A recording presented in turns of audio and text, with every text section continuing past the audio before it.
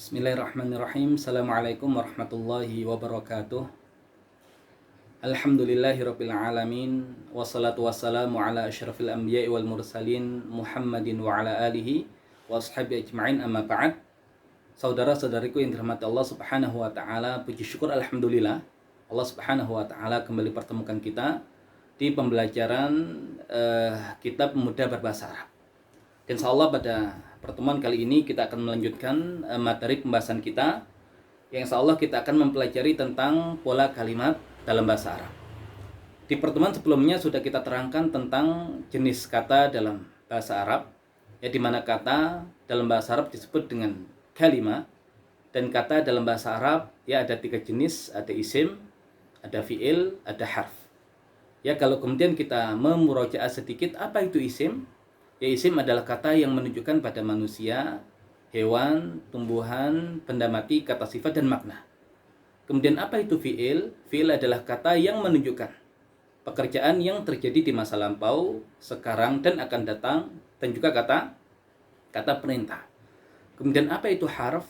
Harf adalah kata yang tidak jelas maknanya kecuali digandeng dengan kata yang lain.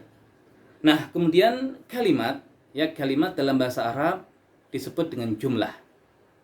Dan jumlah dalam bahasa Arab hanya ada 2.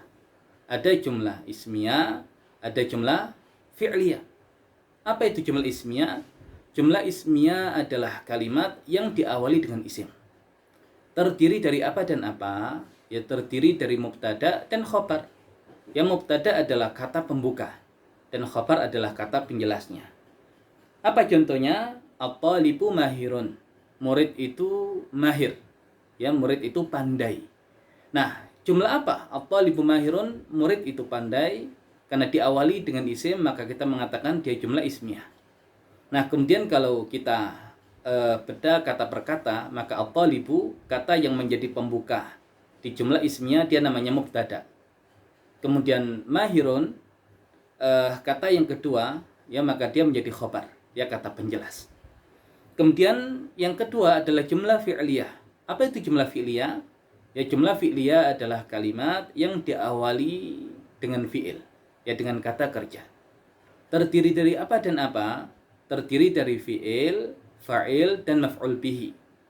Fi'il adalah, ya, predikat, ya, kata kerja.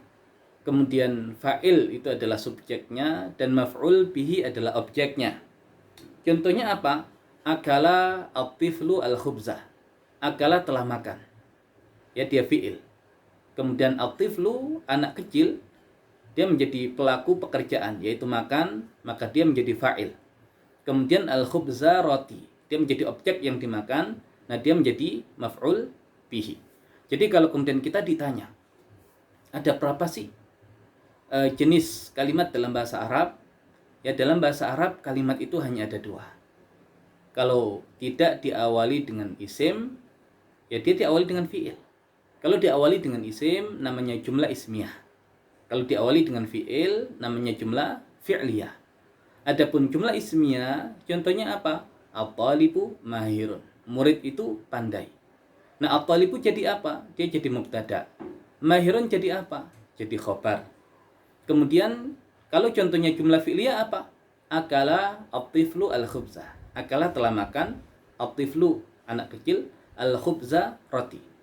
Nah, akala jadi apa? Dia jadi fi'il. Kemudian at-tiflu jadi apa? Dia jadi fa'il. Kemudian al-khubza dia jadi apa? Jadi maf'ul bihi. Ya, jadi kalimat dalam bahasa Arab hanya ada 2 itu. Ya, hanya ada 2 itu. Kalau bukan jumlah ismiyah, ya, maka jumlah fi'liyah. Nah, sekarang kalau kemudian kita masih di halaman yang ke-10, di situ ada macam-macam harokat dalam bahasa Arab. Ya, macam-macam harokat. Nah, kita tahu harokat itu secara bahasa artinya bergerak. Ya, makanya kalau kita bahas harokat biasanya lebih kepada pergerakan bibir kita. Makanya biasanya untuk harokat ini sering kita dapati ketika kita belajar ilmu tahsin atau ilmu tajwid. Ya, maka di sini ya disebutkan tentang jenis-jenis harokat. Ya, ada dhamma, kemudian ada fathah, ada kasroh, ada sukun. Ya, walaupun sukun ini sebetulnya dia lawan dari harokat. Ya, tapi untuk memudahkan kita masukkan ya sukun ini ke dalam jenis-jenis harokat. Nah, apa itu dhamma? Ya dhamma secara bahasa dari kata dhamma ya dhammu yang artinya menggabungkan. Ya kenapa? Ya karena harokat dhamma itu penggabungan antara bibir atas dan bibir bawah. Ya ketika kita mengatakan ya dia bergabung antara bibir atas dan bibir bawah. Kemudian fathah dari kata fataha yaftahu yang artinya membuka. Ya kenapa? Kalau kita mengucapkan harokat fathah nah itu seakan bibir kita terbuka. Nah kalau kemudian kasro dari kata kasaro yaksiru yang artinya memecahkan atau mematahkan. Ya seakan kalau kita mengucapkan harokat kasro itu bibir kita pecah ke bawah. I. Nah adapun sukun ya dari kata sakan yaskunu yang artinya diam. Makanya kalau kita membaca harokat sukun ya bibir kita diam. Mati bahasa kita. Nah namun dalam ilmu nahwu atau bahasa Arab ini berbeda pendekatannya dengan ilmu tajwid ya atau ilmu tahsin yang lebih kepada memperhatikan pergerakan bibir. Nah dan kita tahu untuk ilmu nahwu ini ya juga disusun oleh para ulama setelah turunnya Al-Quran, maka istilah-istilah yang digunakan dalam ilmu nahwu nah itu mengandung filosofi tersendiri. Nah ini yang coba kita gali, kita renungkan ya dari penamaan istilah-istilah yang ada dalam ilmu nahwu. Jadi kalau harokat ya dalam ilmu tajwid, di ilmu nahwu nanti disebutnya i'rab. Ya disebutnya i'rab. Nah, apa saja nanti jenis-jenis i'rab dalam ilmu nahwu atau bahasa Arab? Nanti ada kata rafa', ada kata nasab, ada kata jar, ada kata jazm. Ya ada kata jazm. Nah, rafa' itu nanti bendanya menjadi marfu'. Kalau nasab itu bendanya menjadi mansub. Dan kalau jar itu bendanya menjadi majrur. Dan kalau jazm bendanya menjadi majzum. Nah, kata rafa' ya dari kata rafa' yarfa'u raf'un rafa'. Nah, bendanya marfu'. Yang secara bahasa artinya mengangkat. Rafa' yarfa'u artinya mengangkat. Nah, adapun kalau nasab ya dari kata nasaba yansibu nasbun artinya menegakkan atau menancapkan. Ya bendanya disebut mansub. Dan kalau jar dari kata jarra yajurru yang artinya adalah menyeret. Ya bendanya namanya majrur. Nah, marfu, mansub, majrur ini nanti masuknya di isim. Ya masuknya di isim. Nah, kalau kemudian fokus kita di awal adalah fokus di isim. Ya karena kalau jazm itu nanti dia khusus untuk di fi'il. Makanya kalau kemudian di sini kita rinci untuk rafa itu masuknya di isim dan fi'il, kemudian nasab itu masuknya di isim dan fi'il, kalau jar khusus isim dan kalau jazm khusus fi'il. Ya jadi isim itu nanti ada 3, rafa, nasab dan jar, fi'il juga ada 3, rafa, nasab dan jazm. Nah di awal fokus kita ada pada isim. Ya fokus kita ada pada isim. Nah rafa yarfa'u artinya mengangkat. Kalau kemudian kita tahu, ya Al-Quran kita itu kan sebuah kitab suci yang dia manhaj, yang dia mu'jizat, yang dia punya karakter mengangkat. Ya makanya kalau kita mendengar Nabi kita Nabi Muhammad SAW menjelaskan ya bagaimana Al-Quran bisa mengangkat di dunia ini adalah sabda beliau, Innallaha yarfa'u bihadzal kitab wa yadha'u bihi akharin.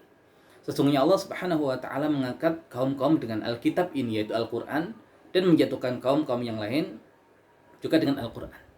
Nah, adapun di akhirat Al-Quran juga punya karakter mengangkat. Ya, makanya disebutkan dalam hadis yuqalu li sahibil Quran iqra' wartaqi warattil kama kunta turattil fid dunya fa inna manzilataka 'inda akhir ayatin taqra'uha. Dikatakan kepada sahibul Quran baca dan naik dan tartilkan Al-Quran seperti kamu mentartilkan Al-Quran di dunia karena manzilamu di surga tergantung pada akhir ayat yang kamu baca. Dan kita tahu setiap yang berinteraksi dengan Al-Quran pasti akan Allah tinggikan. Yang malaikat yang menjadi perantara penyampai Al-Quran kepada Nabi, yaitu malaikat Jibril menjadi malaikat yang paling mulia. Nabi kita Nabi Muhammad SAW, Nabi yang menerima wahyu Al-Quran menjadi Nabi yang paling mulia. Kemudian tempat di muka bumi ini, Mekah dan Madinah, ya tempat diturunkannya Al-Quran menjadi tempat yang paling mulia. Kemudian bulan, satu-satunya bulan yang Allah sebutkan di Al-Quran, bulan Ramadan, ya bulan diturunkannya Al-Quran, menjadi bulan yang paling mulia, dan malam yang Allah turunkan Al-Quran di dalamnya menjadi malam yang paling mulia, yaitu Lailatul Qadar. Dan bahasa yang Allah pilih menjadi bahasa Al-Quran menjadi bahasa yang paling mulia, yaitu bahasa Arab. Nah, sekarang kita sedang belajar bahasa Arab. Nah, artinya setiap yang berinteraksi dengan Al-Quran pasti akan Allah muliakan. Nah, kalau kita cari apa sih yang meninggikan dari Al-Quran, maka akan kita dapati firman Allah Subhanahu wa taala, yarfa'illahu alladhina amanu minkum walladhina utul ilma darajat.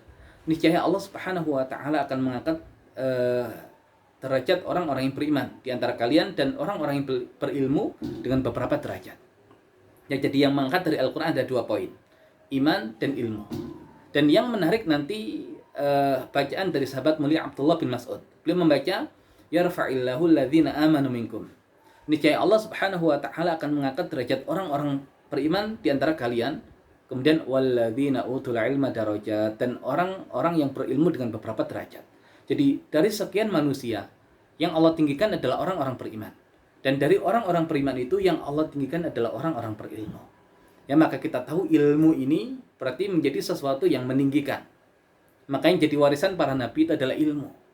Dan yang menjadi tolok ukur kebaikan itu juga adalah ilmu. Nah, kalau kemudian kita lihat kata ulama di Al-Quran, selalu marfu, selalu di dhammah. Innama yakhsyallaha min ibadihil ulama'u. Sesungguhnya yang takut kepada Allah dari para hambanya hanyalah para ulama.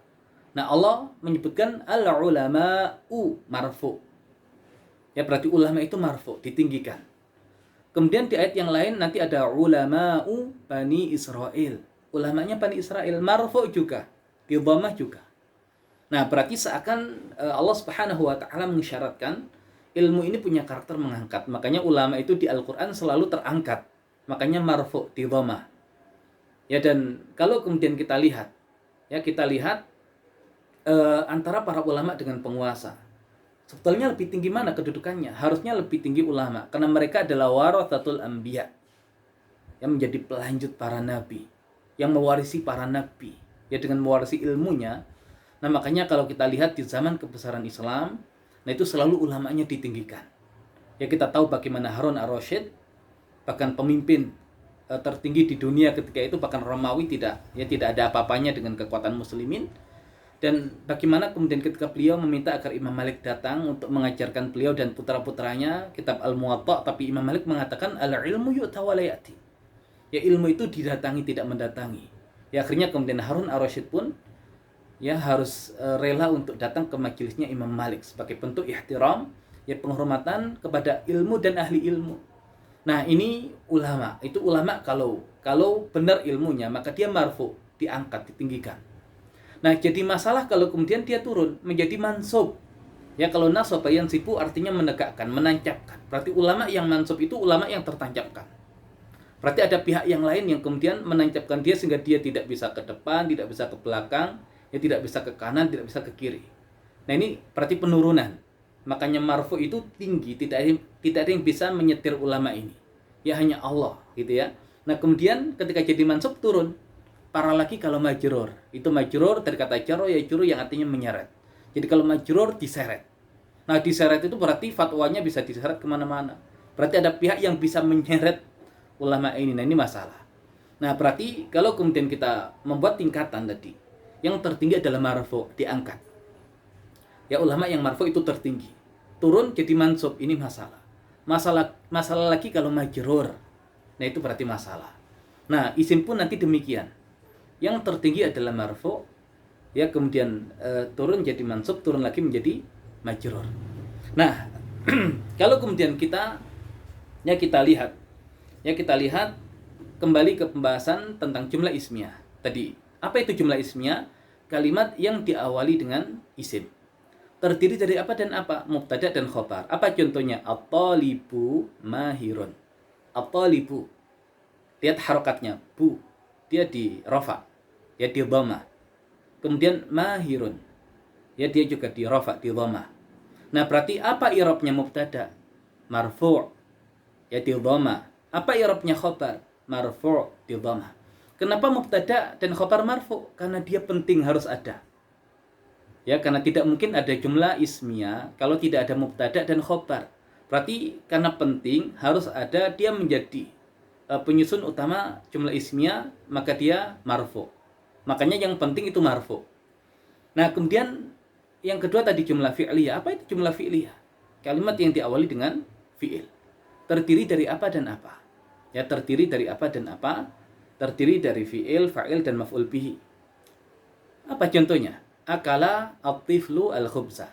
Telah makan at-tiflu, anak kecil, al-khubzah, roti. Nah, akala telah makan, fi'il bukan pembahasan kita. Ya, kita pending untuk pembahasan fi'il. At-tiflu, anak kecil. Lihat, at-tiflu, lu. Dia di dhamma, marfu. Dia jadi fa'il. Ya, subjek. Nah, kenapa fa'il marfu? Penting harus ada. Karena nggak mungkin ada aktivitas pekerjaan kalau tidak ada subjeknya. Ya, kalau tidak ada pelakunya. Nah, kemudian al-khubza. Za, dia di fathah, di nasab. Dia maf'ul bihi, objek. Nah, kenapa maf'ul bihi di nasab? Ya, berarti secara kedudukan dia tidak terlalu penting. Ya, tidak sepenting fa'il dalam jumlah fi'liyah. Karena ada kata kerja itu yang dia tidak butuh objek. Ya, artinya tidak selalu jumlah fi'liyah itu ada maf'ul bihi-nya. Tapi kalau jumlah fi'liyah selalu ada fa'ilnya, makanya fa'il itu marfu. Ya, jadi mubtada dan khobar marfu. Kenapa penting harus ada? Kemudian fa'il juga marfu. Kenapa penting harus ada? Maf'ul bihi mansub, turun berarti. Kenapa? Ya, karena dia tidak selalu ada dalam jumlah fi'liyah. Nah, ini yang kemudian ya silakan dipahami untuk filosofinya yang nanti akan memudahkan kita untuk belajar bahasa Arab. Nah, kemudian di bagian yang paling bawah di halaman yang ke-10, isim itu nanti dibagi menjadi dua. Ada yang mabni, ada yang mu'rab. Ya, mabni itu tetap, tidak berubah. Kalau kemudian mu'rab itu berubah. Ya, perubahan isim itu ya tadi ada 3. Marfu', mansub, majrur. Di dhamma, di fathah, di kasrah. Kemudian kalau fi'il juga ada 2. Ada mabni, ada mu'rab. Kalau mabni itu tidak berubah. Kalau mu'rab itu berubah. Nah, mu'rabnya fi'il juga ada 3. Marfu', mansub, majzum. Kalau marfu' tadi di dhamma, kemudian mansub di fathah, majzum di sukun. Kemudian yang terakhir adalah harf, dia cuma mabni. Ya, dia mabni, tidak pernah berubah harf itu. Ya, jadi kalau kemudian kita jelaskan isim yang mabni, contohnya apa? Ya, kalau ada kata huwa, ya dia. Kita tidak pernah mendengar ada kata huwu atau hui, selamanya huwa. Nah, isim yang kemudian harokatnya tidak pernah berubah itu namanya mabni. Nah, adapun isim yang harokatnya bisa berubah, kadang di dhamma, kadang di fathah, kadang di kasrah, itu namanya mu'rab. Makanya ada kata muslimun, bisa jadi musliman, bisa jadi muslimin. Nah, itu mu'rab. Nah, fi'il pun demikian, nanti ada yang mabni tidak berubah, ada yang mu'rab berubah. Nah, hanya untuk fi'il ini akan ada pembahasan tersendiri. Nah, kemudian kalau harf, ya kalau harf dia selalu mabni, tidak pernah berubah. Ya, contohnya wa dan selamanya wa. Ya, selamanya wa. Nah, kalau kemudian kita mundur lagi ke halaman 9 di pembagian tentang kata.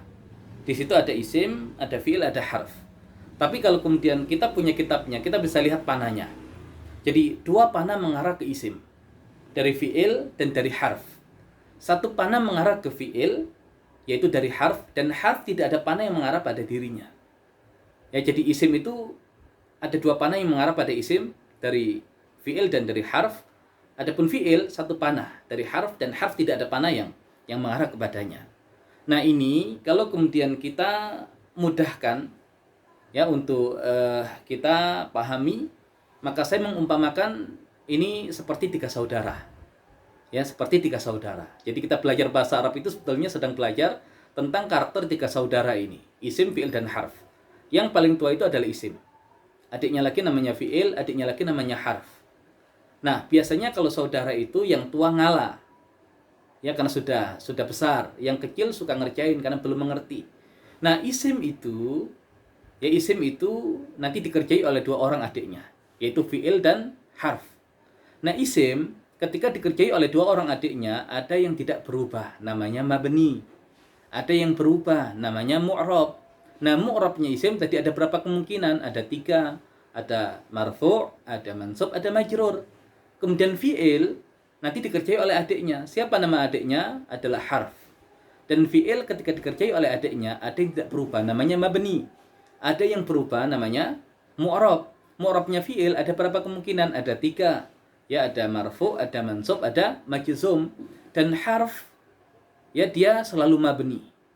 Ya tidak pernah berubah. Kenapa? Ya karena tidak ada yang ngerjai. Kenapa tidak ada yang ngerjai? Karena dia ya tidak punya adik. Ya apakah setiap adik suka ngerjai? Tidak juga. Nanti ada adik yang tidak suka ngerjai. Nah itu akan kita bahas. Jadi ya gampangnya hanya itu. Makanya kalau kemudian di pendahuluan ini, apa sih yang kita butuhkan untuk bisa berbahasa Arab? 3. Kosakata atau mufradat, ilmu sharaf, ilmu nahwu. Kita pelajari semua nanti. Ya dan kita beritahukan bagaimana cara merangkainya. Kemudian kata dalam bahasa Arab disebut dengan kalimah. Ada berapa sih jenis kata dalam bahasa Arab? Ya cuman ada 3, isim, fi'il, dan harf. Apa itu isim? Isim adalah kata yang menunjukkan pada manusia, hewan, tumbuhan, benda mati, kata sifat dan makna. Kemudian yang kedua adalah fi'il. Apa itu fi'il? Fi'il adalah kata yang menunjukkan pada pekerjaan yang terjadi pada masa lampau, sekarang, dan akan datang, dan juga kata perintah. Dan apa itu harf? Harf adalah kata yang tidak jelas kecuali digandeng dengan kata yang lain. Kemudian kalimat dalam bahasa Arab disebut dengan jumlah. Ada berapa sih jumlah dalam bahasa Arab? Cuma 2. Jumlah ismiyah dan jumlah fi'liyah. Apa itu jumlah ismiyah? Ya jumlah ismiyah itu adalah kalimat yang diawali dengan isim. Terdiri dari apa dan apa? Mubtada dan khobar. Contohnya apa? At-talibu mahirun. At-talibu mubtada, mahirun khobar. Apa i'rabnya mubtada? Dia marfu' tadi, di dhamma. Apa i'rabnya khobar? Marfu' juga di dhamma. Kenapa? Penting harus ada. Kemudian apa itu jumlah? Yang kedua yaitu jumlah fi'liyah. Apa jumlah fi'liyah? Kalimat yang diawali dengan fi'il. Terdiri dari apa dan apa? Fi'il, fa'il, dan maf'ul bihi. Apa contohnya? Akala at-tiflu al-khubza. Akala fi'il, at-tiflu fa'il, ya, kemudian al-khubza maf'ul bihi. Fa'il apa i'rabnya? At-tiflu marfu' di dhamma. Penting harus ada. Al-khubza maf'ul bihi, objek. Ya mansub. Berarti secara kedudukan turun, tidak harus ada. Ya tidak harus ada. Nah, kemudian ketika membahas tentang harokat, ya ada berapa sih jenis harokat tadi? Ada dhamma, ada fathah, ada kasrah, ada sukun. Ya tapi harokat ini dalam ilmu nahwu disebut apa? Disebut dengan i'rab. Kalau dhamma disebut dengan rafa, bendanya marfu. Kalau fathah disebut dengan nasab, bendanya mansub. Dan kalau kasrah disebut dengan jar, bendanya majrur. Dan kalau sukun disebut dengan jazm, bendanya majzum. Nah, kemudian untuk yang rafa itu nanti masuknya di isim dan fi'il. Untuk yang fathah ya atau nasab itu masuknya di isim dan fi'il. Kalau yang kasrah atau jar hanya di isim. Dan untuk yang sukun atau jazm masuknya hanya di fi'il. Dan kalau kemudian tadi ibarat 3 saudara, ya maka ada isim, ada fi'il, ada harf. Yang paling tua adalah isim, adiknya lagi namanya fi'il, adiknya lagi namanya harf. Isim ketika dikerjai oleh 2 orang adiknya, ya oleh 2 orang saudaranya, ada yang tidak berubah, namanya mabni. Ada yang berubah, namanya mu'rab. Mu'rabnya isim ada berapa kemungkinan? Ada 3, marfu', mansub, majrur. Kemudian fi'il ketika dikerjai oleh adiknya, siapa nama adiknya? Harf. Ada yang tidak berubah, namanya mabni. Ada yang berubah, namanya mu'rab. Mu'rabnya fi'il ada berapa kemungkinan? Ada 3, marfu', mansub, dan majzum. Kemudian harf dia selalu mabni. Kenapa?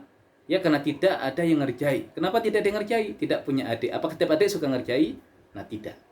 Nah itu gambaran pelajar bahasa Arab hanya itu. Nah maka kalau kemudian kita sudah menguasai bagian pendahuluan ini, maka peta besar bahasa Arab itu sudah tergambar di hadapan kita. Nah tinggal kita telusuri rinciannya, yang itu insya Allah juga mudah. Nah ini barangkali yang bisa kita pelajari di pertemuan kali ini. Insya Allah kita lanjutkan di pertemuan yang berikutnya, dan sudah masuk di bab yang pertama, ya tentang dhamir munfasil, ya kata ganti pisah. Demikian yang bisa disampaikan, kurang lebihnya maaf. Assalamualaikum warahmatullahi wabarakatuh.